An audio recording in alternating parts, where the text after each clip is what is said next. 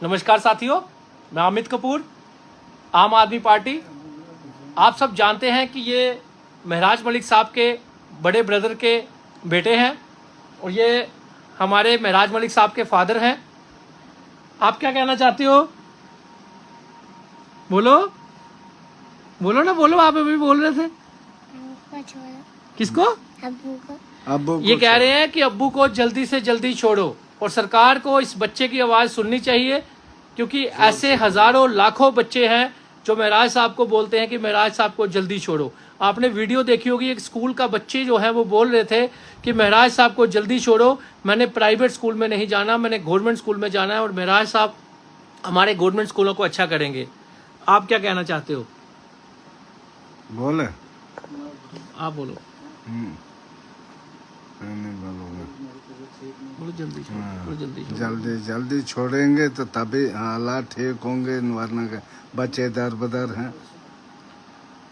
देखिए, महराज साहब की 4 बेटियां हैं। अब सरकार को भी सोचना चाहिए, एक 2.5 महीने की बेटी है उनकी, तो अब ये सरकार को भी सोचना चाहिए कि एक बुजुर्ग बाप, और क्यों एक बुजुर्ग बाप की बद्दुआ ली जा रही है, गरीब बाप की बद्दुआ ली जा रही है। और कुछ लोग कमेंट ये कर रहे थे कि एसी लगा हुआ है, शीटें लगी हुई हैं, तो मैं उनको बताना चाहता हूं कि महराज साहब को जो एमएलए का प्रोटोकॉल मिला है वो ये एमएलए हॉस्टल जो उनको मिला है, ये वहां की तस्वीर है, इनके घर की तस्वीर नहीं है, इनकी ये पर्सनल चीजें नहीं है, ये सरकार की दी हुई एमएलए हॉस्टल है, एमएलए गेस्ट हाउस है, तो वहां पे इनके फादर अभी रह रहे हैं, तो ये वहां की तस्वीर है।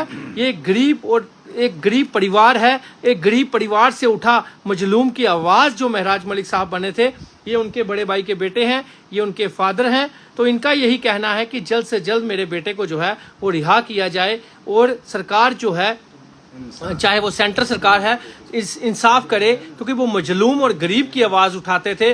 और मजलूम की आवाज़ उठाने वाले को अगर आप इस तरह पीएसए लगाकर, जो कि इलीगल पीएसए है, जो कि पब्लिक जो है वो जम्मू कश्मीर की जनता के साथ है, आप मुझे बताइए, आपको याद होगा कि महराज मलिक साहब ने ये बात कही थी कि एक ठाठरी के बंदे को इलीगल पीएसए लगाया गया है, उसकी जो फैमिली है वो बेचारी रो रही है, तो उसको इलीगल पीएसए लगा दिया गया है। लेकिन महराज मलिक साहब की बात सच्ची हुई और कल वो पीएसए जो है उसको क्वैश कर दिया गया हाई कोर्ट में।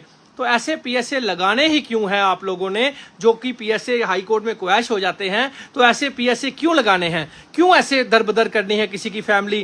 क्यों परेशान करने हैं उसके बच्चे? क्यों परेशान करने हैं उनकी माताएं बहनें, उनकी फैमिली? तो ऐसे मत काम कीजिए, ऊपर वाले को जवाब देना होता है। जी क्या बोल रहे थे? हाँ, क्या बोल रहे थे? क्या बोलूंगा, वो अंदर है तो मैं यहाँ क्या बोलूंगा। इनके पिताजी ये कहते हैं कि मैं तब तक यहाँ से नहीं जाऊंगा जब तक मेरा बेटा बाहर नहीं आएगा। ये एक बाप की दिल से निकली हुई दुआ है, दिल से निकली हुई बात है। अकेले यहाँ पे बैठे होते हैं, अकेले यहाँ पे रहते हैं। तो अब उनके बेटे आए हैं बड़े, तो उनका बेटा छोटा आया है, तो बाकी फैमिली सारी अपने वहीं पे है। तो ये दादा पोता बैठे हुए हैं। तो बात देखिए, अब सरकार को इस बच्चे पे रहम करना चाहिए, इनके फादर पे रहम करना चाहिए, और सरकार को इनिशिएटिव लेकर रेजोल्यूशन पास करना चाहिए असेंबली में, और वो रेजोल्यूशन जो है वो पास करके महराज मलिक साहब को जो पीएसए है वो रिवोक करना चाहिए और जम्मू कश्मीर से पीएसए जो है वो हटाना चाहिए। धन्यवाद।